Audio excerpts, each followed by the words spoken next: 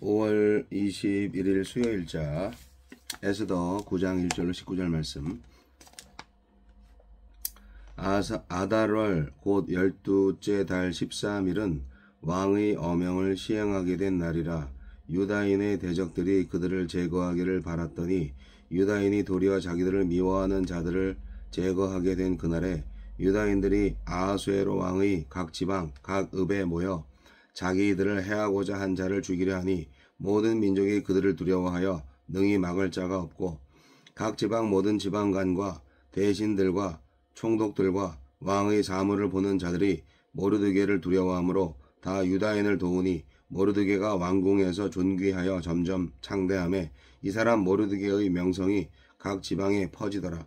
유다인이 칼로 그 모든 대적들을 쳐서 도륙하고 진멸하고 자기를 미워하는 자에게 마음대로 행하고 유다인이 또 도성 수산에서 500명을 죽이고 진멸하고 또 바산다와 달본과 아스바다와 보라다와 아달리아와 아리다다와 바마스다와 아리세와 아리데와 외사다 곧 함모다다의 손자여 유다인의 대적 하만의 10아들을 죽였으나 그들의 재산에는 손을 대지 아니하였더라. 그날에 도성 수산에서 도륙한 자의 수효를 왕께 아뢰니 왕이 왕후 에스더에게 이르되 유다인이 도성 수산에서 이미 500명을 죽이고 멸하고 또 하만의 10아들을 죽였으니 왕의 다른 지방에서는 어떠하였겠느냐. 이제 그대의 소청이 무엇이냐. 곧 허락하겠노라. 그대의 요구가 무엇이냐. 또한 시행하겠노라 하니 에스더가 이르되 왕이 만일 좋게 여기시면 수산에 사는 유다인들이 내일도 오늘 조서대로 행하게 하시고 하만의 10아들의 시체를 나무에 매달게 하소서 하니 왕이 그대로 행하기를 허락하고 조서를 수산에 내리니 하만의 10아들의 시체가 매달리니라.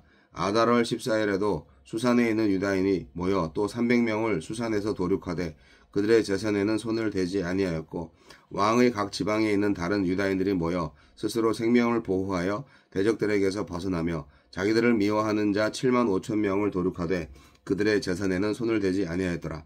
아달월 13일에 그 일을 행하였고 14일에 쉬며 그날의 잔치를 베풀어 즐겼고 수산에 사는 유다인들은 13일과 14일에 모였고 15일에 쉬며 이날의 잔치를 베풀어 즐긴지라. 그러므로 시골의 유다인 곧 성이 없는 고을에 사는 자들이 아달월 14일을 명절로 삼아 잔치를 베풀고 즐기며 서로 예물을 주더라. 승리와 축제와 안식.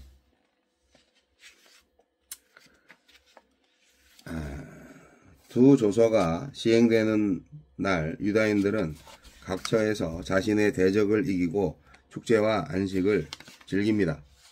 하지만 하만이 자랑하던 10아들은 죽어 매달리는 수치를 당합니다.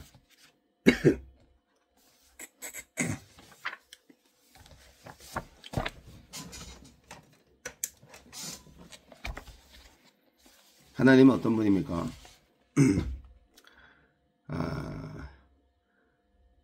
하만의 조서와 모르드게의 조서가 동시에 이행되는 날이 밝습니다. 죽은 하만의 편에 서서 유다인을 공격하려는 이들이 있지만 페르시아에 사는 대부분의 민족들은 유다인의 편에 섭니다. 유다인들에게 임한 극적 반전을 목격했기 때문입니다. 유다인들의 배후에서 일하시는 하나님의 능력과 기적을 감지하고 두려움과 공포에 사로잡힌 것입니다. 에스더서에 하나님은 철저히 숨어 계시지만 결코 숨길 수 없는 능력을 드러내십니다. 그 하나님이 오늘 우리의 삶의 배후에 임재해 계십니다. 나에게 주는 교훈은 무엇입니까? 하만이 자랑스럽게 여기던 10아들들이 죽임당하고 하만을 따르던 수산궁의 500명도 조서에 기록된 대로 멸절됩니다. 아들들의 이름이 낱낱이 열거된 것은 이것이 단순한 감정적인 복수가 아니라 아말렉의 진멸을 예고한 예언의 성취임을 강조한 듯합니다. 에스더가 하루를 더 얻어 유다인의 대적들을 더 제거하고 10아들들의 시체를 높이 달게 한 것은 유다인들을 해하는 자들의 말로가 어떤 것인지 보여줌으로써 잠재적인 위험까지 근절하고 아말렉에 대한 철저한 진멸을 성취하려는 뜻일 것입니다. 사탄과의 영적 싸움이 얼마나 철저해야 하고 얼마나 약속에 의지하여 순종해야 하는 싸움인지 보여줍니다. 조서대로 하면 재산을 탈취할 수 있지만 유다인들은 자발적으로 재산에 손을 대지 않습니다. 이 싸움이 사무엘상 15장의 싸움의 연장선상에 있음을 알았기 때문일 것입니다.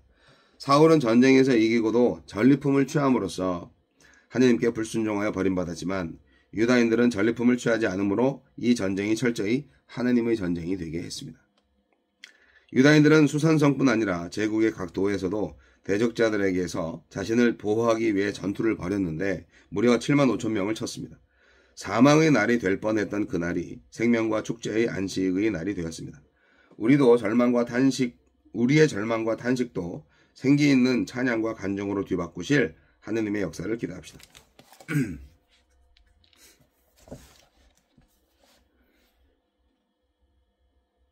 조서를 이행하는 날에 옛날 조서와 새 조서가 충돌하죠.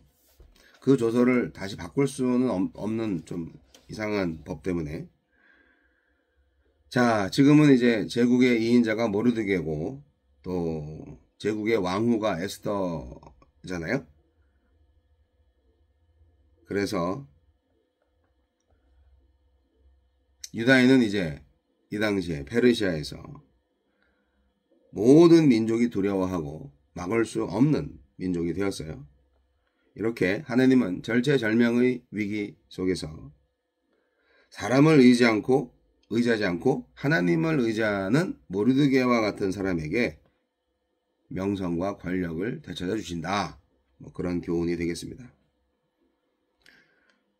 유다인들을 진멸하려고 하는 그날에 사실은 이게 6월절 광경이 싹 떠오르죠. 6월절에 애굽의 장자들이 목숨을 잃었잖아요. 그런 것처럼 하만의 자랑스러운 그 10 아들들이 죽임을 당하고 하만을 따랐던 수상궁의 500명들도 멸절을 당하게 됩니다. 이것은 에스더의 사적 복수가 아니에요. 아말렉의 진멸을 예고한 모세의 예언의 성취라고 볼 수 있습니다. 민수기 24장 20절을 참고하십시오. 에스더가 하루를 더 얻어서 유다인의 대적들을 더 제거하고 10 아들들의 시체를 장대에 높이 달게 한 것은 어떻게 보면은 굉장히 잔인하고 그렇게까지 해야 되나라는 생각을 하게 되지만 유다인들을 해하는 사람들의 말로가 어떻게 되는지 보여줌으로써 잠재적인 위험까지 근절하고 또 가장 중요한 거 아말렉에 대한 철저한 진멸을 성취하려는 그 하느님의 뜻을 이루고자 하는 것이었죠. 가나안 진멸 명령 실패가 결국 이스라엘의 발목을 잡았던 거를 생각해 볼 때 이러한 조치는 때늦은 감이 있어도 결국 깔끔하게 마무리를 하는 것입니다. 그리고 재산을 탈취하는 게 아무 문제가 없었는데 왜 재산을 안 건드렸을까? 유다인들은 자발적으로 그들의 재산에 손을 대지 않았어요. 알고 있었죠. 뭘 알고 있었냐? 자신들이 하느님의 원수와 싸우는 것을 알고 있었고 사무엘상 15장의 싸움의 연장선상에 있었다는 거. 그렇죠. 다시 말씀드리면 사울이 그 전리품을 취함으로써 버림받았잖아요.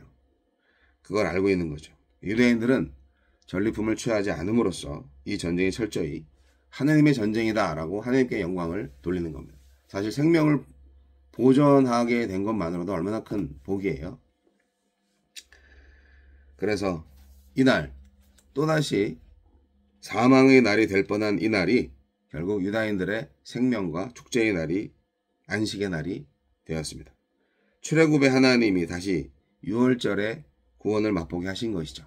그래서 이 사건이 결국 불임절의 기원이 되는 것입니다. 이 유다인들과 함께 했던 하나님이 지금은 우리들과 함께 하십니다. 나와 함께 하십니다. 모르드게처럼 에스더처럼 아수레로 왕과 같은 자들이 다스리는 이 세상에서 우리가 믿고 의지하고 순종해야 할 분은 바로 하느님밖에 없습니다. 그리고 우리와 같은 하느님의 백성들을 보호하고 생명을 유지하기 위해서 우리는 영적 전쟁을 철저히 수행해야